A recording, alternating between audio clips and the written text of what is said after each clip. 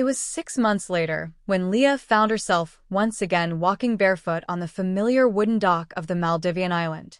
The world had started moving faster around her again: meetings, camera flashes, obligations. But this time, she recognized the signs early. She didn't wait until she was breathless. She packed light, turned off her phone, and boarded a plane to the only place that had ever made her feel truly at peace. She hadn't told Emil she was coming. As the sun began to dip toward the horizon, casting a warm orange glow across the sea, she arrived at her villa. Everything looked the same.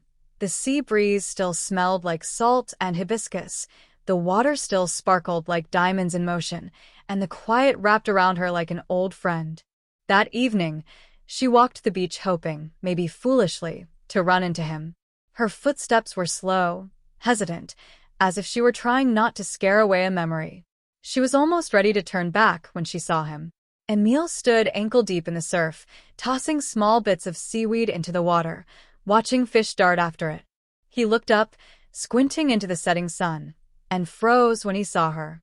"You came back," he said softly, a smile forming slowly. "I said I would." He walked toward her, each step careful, like a man making sure he wasn't dreaming. "You didn't say when." "I wasn't sure until yesterday," she admitted. "I just knew I had to." He took her hand.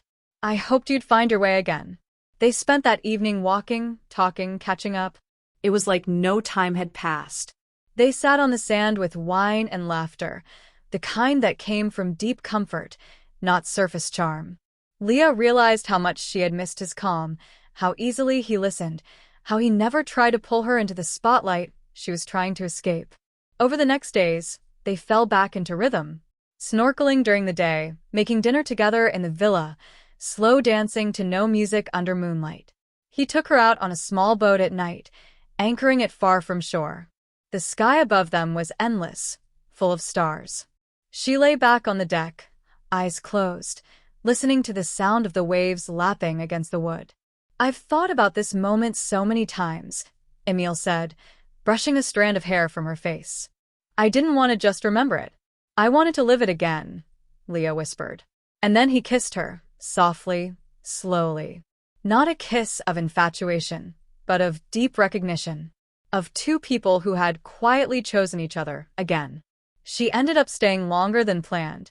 1 week became 2. She canceled interviews, ignored emails, let her manager